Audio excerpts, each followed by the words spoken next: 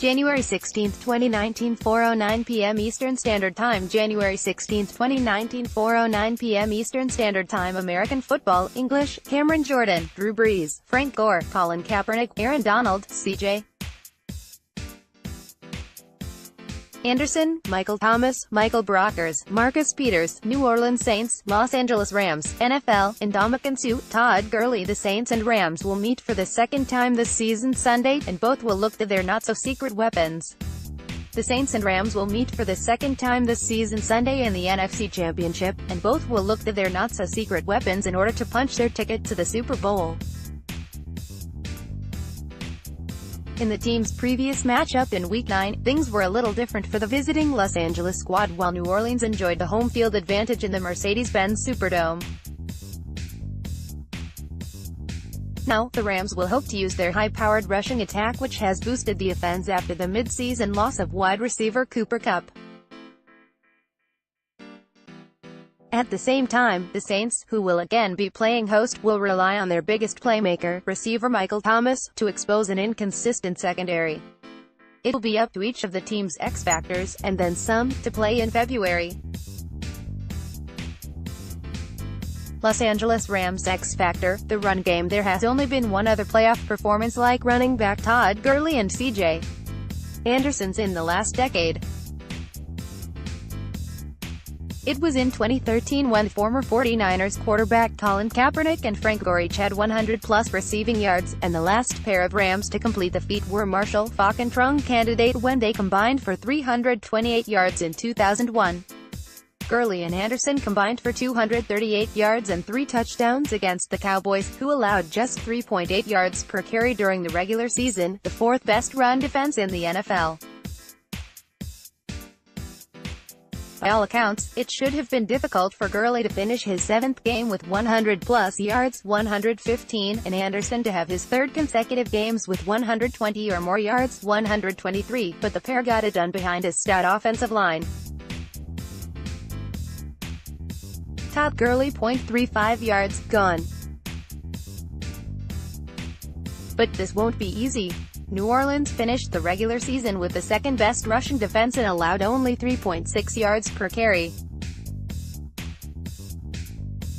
The Saints have talent in 4-time Pro Bowl defensive end Cameron Jordan and defensive tackle Sheldon Rankins, the 12th overall pick in the 2016 draft. There has only been a handful of times they have given up more than 100 yards on the ground. In Week 9, the Rams rushed for 92 yards. It was their second game up to that point with fewer than 100 rushing yards, 5th total on the season. Meanwhile, the Saints had only allowed 100 or more rushing yards once before their first meeting with Los Angeles. Since then, 3 other teams have been able to rack up yards on the ground against New Orleans, and the Rams will need to add their name to the list. New Orleans Saints X-factor, Michael Thomas. Yes, Drew Brees orchestrated another come-from-behind win to put the Saints one game away from their second Super Bowl appearance. But if Brees is the conductor, then Michael Thomas is just waiting for his solo. Thomas, who led the league in the regular season with 125 receptions for 1,405 yards, helped the team to a 20-14 win over the reigning Super Bowl champion Eagles in the divisional round. He had 12 catches and 1 touchdown, which put the Saints ahead for good. He set a franchise playoff record with 171 receiving yards that included a handful of catches that would be difficult for anyone not named Michael Thomas. At Drew Brees connects with it can't guard Mike for 20 yards on 3rd and 16. Hit at can't guard Mike, flushed face. The 2-time Pro Bowl player has had 2 other games with 180 yards or more, Week 1, 180 yards, and Week 9, 211. His 211-yard day was against the hot and cold Rams defense.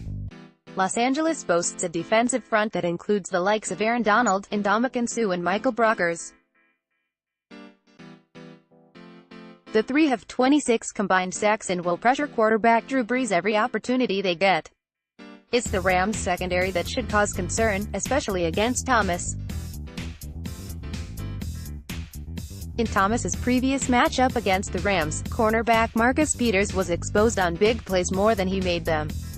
Los Angeles employed a zone defense which Brees and a wide-open Thomas took full advantage of, and when Peters was playing man coverage, Thomas overpowered him to snag the ball for 12 receptions, his second highest of the season. Peters, who can and does have the ability to make those big plays, had a pass breakup that nearly resulted in an interception. It just depends on which secondary shows up to face Thomas.